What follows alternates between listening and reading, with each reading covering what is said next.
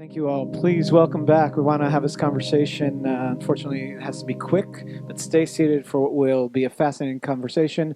Director, producer of the film, Dror Moreh. Thank you. Thank you, Dror. I just have to give I have to give some payback. Hold on. I'm going to ask him a few questions, then we'll get to your questions. But I also have to thank our partners on this event, Amenu. That's you get inspired by a film, you want to know what's your call to action, check out Amenu. Dror, thank you so much for being here. Pleasure. I have to admit, I saw the film for the first time at the Jerusalem Film Festival. So that's his last A year summer. and a half ago. Yeah, and seeing this episode, the comparison. Tell us a little bit about how much of this episode really is in the film. I think around 20%, something like that, from what you saw here was in the film. And the film itself, who financed the film? Let's get into the gritty details. Most of the finance came from Europe. Around 90% of the finance came from Europe and 10% from Israel. It's done beautifully, and I'm going to ask some technical questions, but then get into the real meat of it. The footage, all the footage, when you have the satellite shots of things going on, is this animation, or this is the real footage? Some of it is recreated, CGI, but based on really actual facts. That means, let's say that the people, if Palestinian will watch the movie, or a Palestinian that have watched the movie and lives in Gaza, they know that it looks exactly like it looked. There's no difference between how it looks in the reality and what they see here. This is the house of Shhada that was bombed. This is the house of that and that terrorist. I mean, it's really, really accurate. To the point where, just an anecdote, to the point where you see the kind of where Avi Dichter speaks about his greatest miss in the Dream Team. You cannot see it, but there's someone who is pushing a wheelchair into the house, animated, and it's really the house of where it happened. So this was extremely powerful. I find actually the TV series, just this episode alone, in some ways can be more impactful because you have a little bit more time than the film. What was the reactions like in Israel to the TV series? The reaction was very, very strong to the film and to the television series. It created huge debates all over. The first channel, I am a bit of an anarchist in my soul. And I think that in order to shake and to move people to act, you need to come from the system, from within the center of the system. So I kind of said that this will be on the first channel on the, let's say, the PBS of Israel. And it created a huge storm through politicians and with the public as well. For the American public here, actually, it's not PBS here is pretty much the more liberal station, while in Israel, the public that's run by the government, it's not public. It's actually Channel One. Yeah. Channel One is government funded. It's pretty much owned by whoever's prime minister. Yeah, mostly right wing in the last decade. So but it was very nice to me to see that presented in the first channel, and it posed a huge task towards the politicians. So I'll ask you just to save everyone's this question. How did you manage? No. How did you get? Why did these people speak up? How did you get them to speak up? Yes. Yeah, 3,000 times I think I answered this question. Well, because we have to be brief, I will be brief. I came and asked, and I started with Ami Ayalon, who said yes. After he understood what I wanted, he said yes. And then I told him to give me the numbers of the others. He gave me the numbers, and can you put on a good word about me? So he did. And I went, it was a long process of interrogation. I was physically moderate physical pressure. No, I'm joking. But they know how to interrogate. And there's one thing which stayed, and that's what is important for me. I never, ever, in any movie that I did, I told them something else than what came out from this movie. That means they didn't know how the movie will come out because they didn't know. It was long interviews with each one of them. But up until now, a year and a half after the film was released, each one of the 6 heads of the Israeli Shin Bet are standing firmly behind the message of the film and behind the film.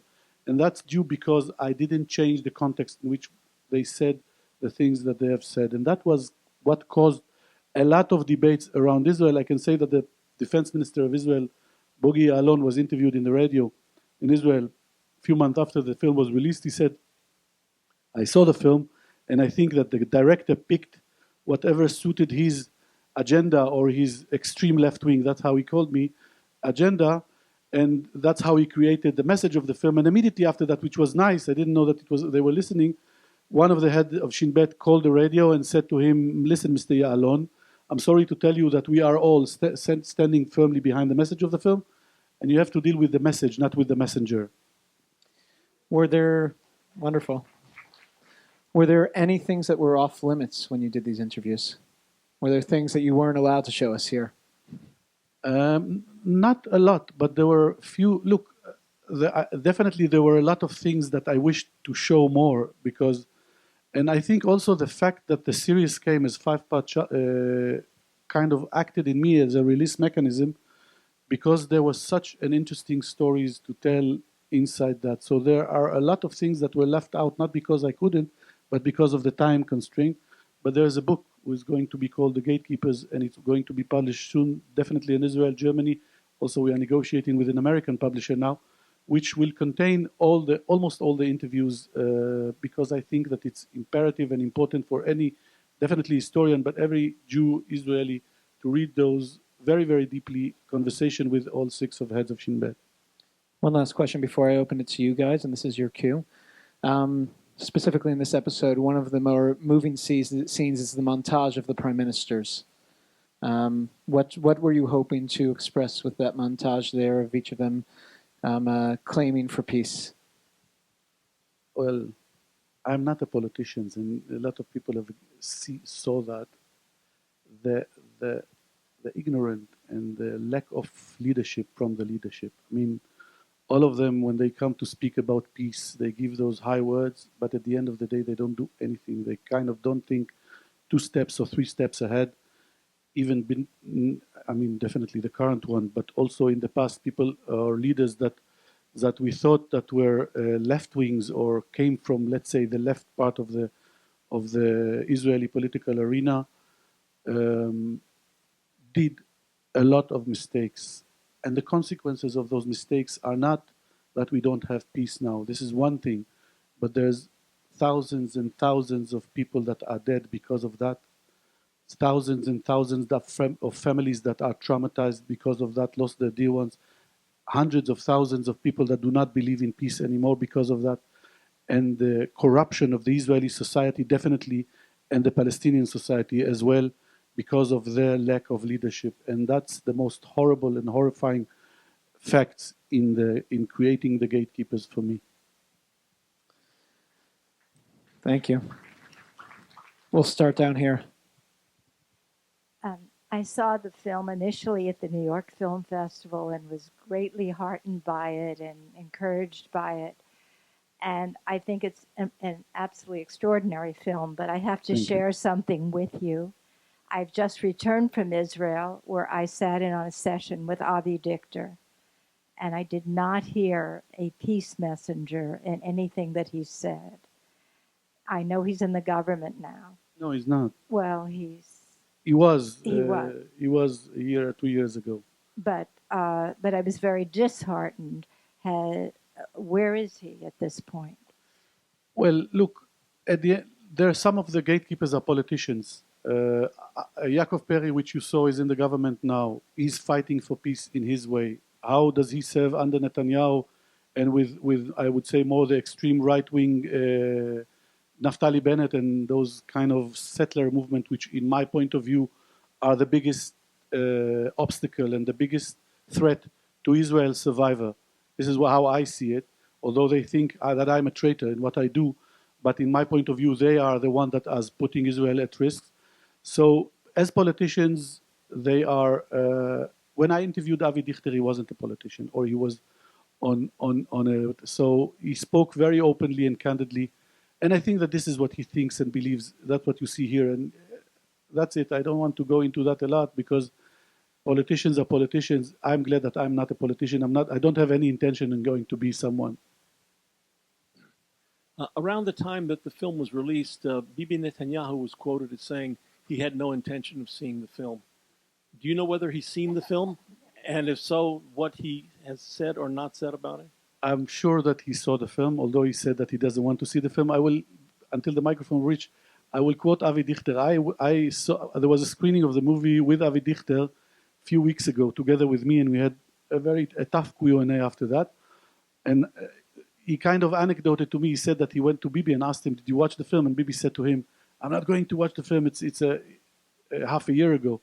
It's an anti-Israeli film, and I'm not going to watch it." And Avi Dichter said to him, "You know, there is a saying in Arabic: if you put a pita bread between you and the sun, it doesn't mean that the sun doesn't shine. So, so you better watch the film. I mean, even if you don't agree with that." And I think that it is ridiculous that the Prime Minister of Israel doesn't want to see a film with 6 heads of the Israeli Shin Bet. Some of them he appointed. On the contrary, look, the Israeli government, I had a very big quarrel with Ambassador, what's his name, Michael Oren, who was the ambassador to America, who said after the release of the film in America, he said that Israeli officials should censor their mouth when they're speaking in movies because it caused Israel a lot of problem and it's anti-Israeli. So, and then they asked me, what do I think about Michael Oren statement? So I said, and it was published in the newspaper, that the last one that said Israel, or well, the last one that said that the state is me was Louis XIV. And I don't think that Michael Oren is Louis XIV or he's the ruler. He's a political person who represents a political person himself. And that himself, you know, when you are saying that we are against the occupation, doesn't mean that you are against Israel. You are against the policy of the government of Israel, the current government of Israel. So, of course, people from the right wing will not love the message of the film. But the fact that this is what I said, I stand very, very nicely, and in front of me, 6 heads of the Israeli Secret Service are saying those words, not me. I'm not important, so deal with them. I mean, this is the conclusion that they reached from. Congratulations on such a powerful film. I didn't see the other 4 episodes, so I just have a couple of questions very quickly. You chose 3 tracks, filmmaking-wise. One was the aerial shots, the other was the interviews, and the other one was the aftermath on the ground. Can you talk about those choices and also the subtle use of the powerful music? So, since I from the question, I understand that you are a filmmaker yourself. Let's do it outside. I don't think that there's a lot of people that will be interested in because I'm willing to stay outside and explain to you all the reasoning for that, for the filmmaking, and I want to answer. Okay, I will be outside and you'll get the answers. Don't worry.